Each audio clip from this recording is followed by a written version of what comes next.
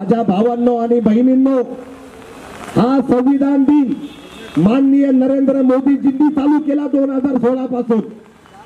आणि माननीय नरेंद्र मोदीजींनी बाबासाहेबांचे विचार, बाबासाहेबांचा आदर्श आपल्या डोळ्यासमोर ठेवून भारतीय राज्यघटनेप्रमाणे देशाचा कारभार चालवण्याचं काम केलेलं आहे।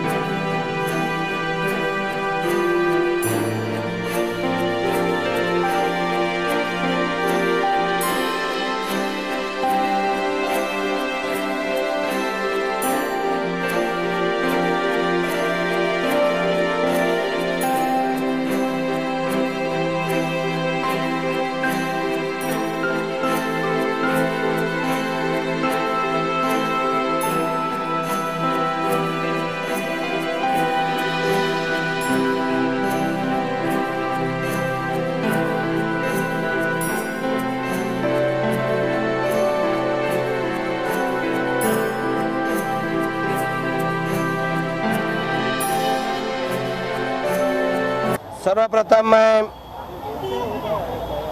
संविधान दिवस पर सभी को मनपूर्वक शुभेच्छा व्यक्त करता हूं और साथ साथ जो 26/11 को ये मुंबई शहर पर जो हमला हुआ उसमें जो शहीद हुए पुलिस अधिकारी उनको भी विनम्र अभिवादन करता हूं।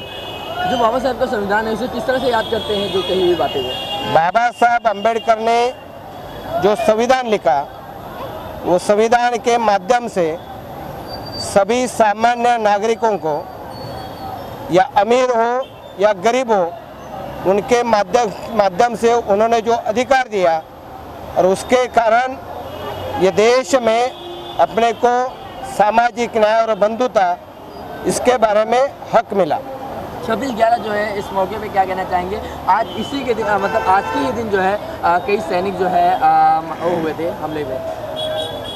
सबसे पहले जो 26/11 जो हुआ था और उस घटना में जो पुलिस अधिकारी शहीद हुए उसी दिन का मैं बहुत दिल से निंदा करता हूँ। लेकिन ये देश में बदलाव होने के बाद केंद्र में और महाराष्ट्र में जो राष्ट्रवादी सरकार आई और उनके कारण जो दहशतवादी या अतिरेकी हो उनको सबक मिला कि अगर हम ऐसे कुछ कृत्य करने के लिए आगे जाए तो हमारे कोई खैर नहीं। और मुझे कहने में अब बहुत अभिमान लगता है कि ये कोई भी ये देश पर बुरी नज़र से देखने की हिम्मत नहीं करेगा। असर कहने की अगर बात करें, जो आतंक की बात करें, भ्रष्टाचार की बात करें, अगर जो हो रहा है बम ब्लास्ट हो रहा है, कहने के ये नहीं लगता है कि इससे और सुरक्षा बढ़ाई जाए? मुझे लगता है कि देश की सुरक्षा जिनके हाथ में है वो हमारे गृह मंत्री, सुरक्षा मंत्री और देश के प्रधानमंत्री, और जब तक ये देश पर राज करेंगे तब तक ये किसी की हिम्मत नहीं होगी कि ये हमारे देश के यहाँ पर बुरी नज़र से देखें। और मुझे लगता है कि ये जो माननीय देश के प्रधानमंत्री आदरणीय मोदी साहब उनके नेतृत्व में देश की सुरक्षा और सामान्य आदमी भी सुरक्षित है और ये सुरक्षा और भी बढ़ेगी और देश की एक प्रतिमा जो जागतिक स्तर पर है, इंटरनेशनल स्तर पर है और भी बढ़ेगी और ये देश मजबूत और कणखर बनने की जो रास्ता हो रहा है वो रास्ता और मजबूत बनेगा। सर के लिए क्या कुछ कहना चाहेंगे? कार्यक्रम उन्होंने आयोजन किया है। मैं बहुत अभिनंदन मेरे सहयोगी एडवोकेट संदीप यादव जी का करता हूं कि हम मुंबई शहर में भारतीय जनता पार्टी अनुसूचित जाति मोर्चा के द्वारा मुंबई में हम 50 जगह पर यह संविधान गौरव दिन मना रहे।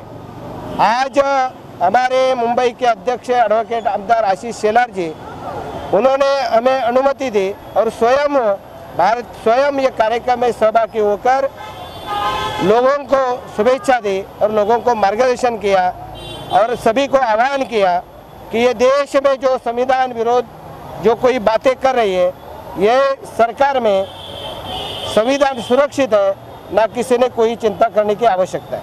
लेकिन सर, अगर देखा जाए जो भारतीय जनता पार्टी की बात करें, अगर सुख हो या दुख हो या कोई किसी का भगवान का पर्व जो है अत्याचार और भगवान को अपमान किया जा रहा है, लेकिन उसे भारतीय जनता पार्टी जो है न्याय दिलाने के लिए आगे आती है, तो इसे किस तरह से देखते हैं?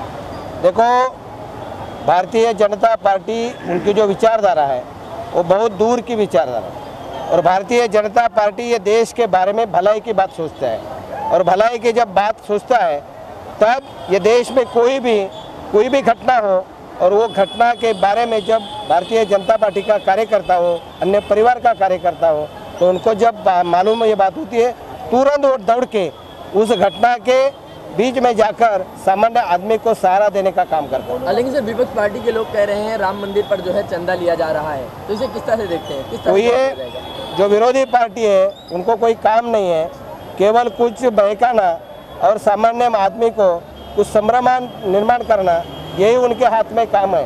क्योंकि ये 70 साल से वो जो ये भगवान अयोध्या में राम मंदिर का निर्माण नहीं कर पाया, तो वो आगे क्या सोचेंगे? और जो भगवान